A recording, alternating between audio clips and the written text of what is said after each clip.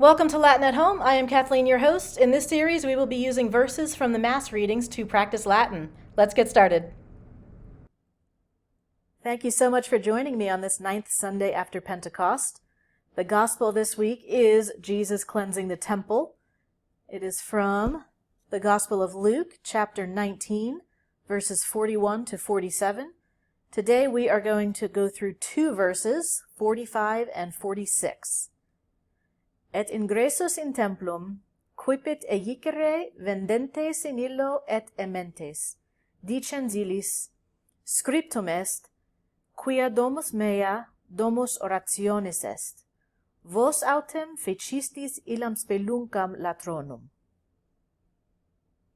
Let's get started breaking this down with verse 45. Et is the word and, we've seen it a bunch. Ingressus is a participle, and it means entering. This particular participle often translates with the word after, so I'm going to include that. In templum, we've seen in before. It can translate as in, on, or into. It depends on the case of the noun that follows it. The noun templum is in the accusative, which means in is going to translate as into. And templum is pretty obvious. It's the temple.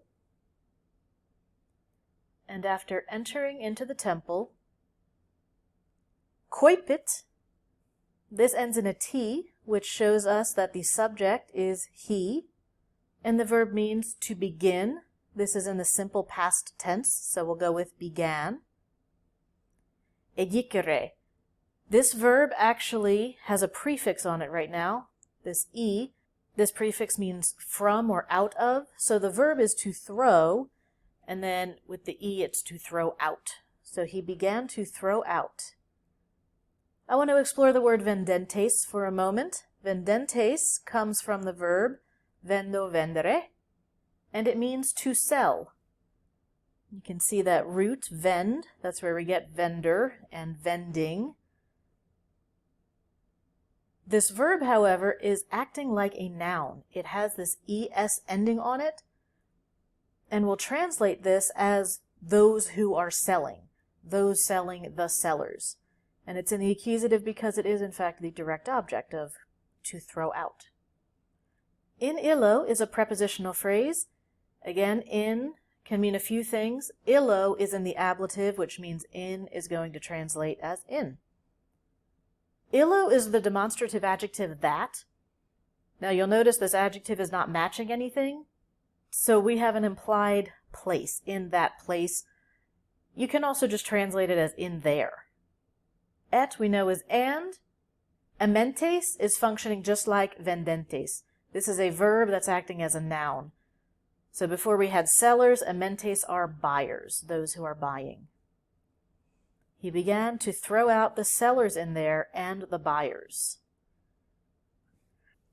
Moving on to verse 46. Dicens illis. We highlighted the verb dicens in a previous video. It's the verb to say or to tell. This is the participle meaning saying. Illis is in the dative. We just looked at it and saw that it meant that. It can also translate as a pronoun. In this instance, it's going to mean to them. Scriptum est. Let's start with our verb est. It ends in a T.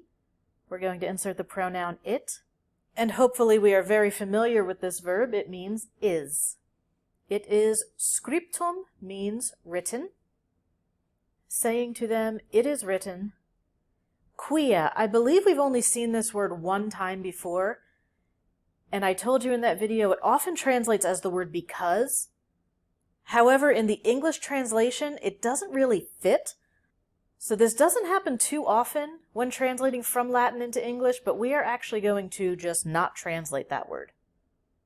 Domus mea is a noun and adjective. It is our subject. Domus mea is my house. And since that's our subject, we'll jump right to our verb est, which means is. Domus, a house. So my house is a house. Rationis. This is shows us we are in the genitive, and the genitive, remember, is translated with the preposition of. And oratio is a prayer. So my house is a house of prayer. And finally, our last sentence, vos autem. Autem means but or however. I like to get my conjunctions out of the way early. Vos, you all, and this is our subject, which is why our verb ficistis has this tis ending on it. We highlighted this verb in a previous video. It's the verb to do or to make. Today we're going to go with the translation make, and it is in the past tense. But you have made. Ilam, just like on the previous slide, we're going to translate it as a pronoun. It's in the accusative because it's the direct object, and it is referring to my house, so that is an it. Spelunkam, also in the accusative, and I'm wondering if you can figure out what this word means. Does that root look familiar to you? If you've heard of spelunking, to me that is one of the most terrifying sports in existence. I get scared going through caves that have been explored and I have a guide. So I very much admire and respect those who go spelunking.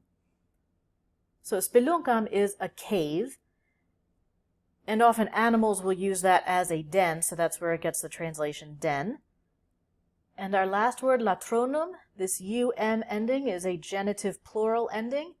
And always remember that genitive translates with of thieves, of robbers.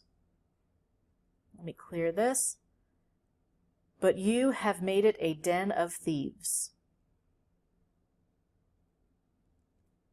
Now let's put everything together and look at the official translation. And entering into the temple, he began to cast out them that sold therein, and them that bought, saying to them, It is written, My house is the house of prayer, but you have made it a den of thieves. One important difference in our translation, we said, My house is a house of prayer, but of course the official translation is, My house is the house of prayer, which of course makes more sense because it's the temple. So great job with translation today. Please let me know in the comments of any questions you have. If you enjoyed this video, please give it a thumbs up. Please also subscribe to see more videos like this, and let me know in the comments what other videos you'd like to see. Thank you so much for joining me at Latin at Home, and I hope you have a very blessed 9th Sunday after Pentecost.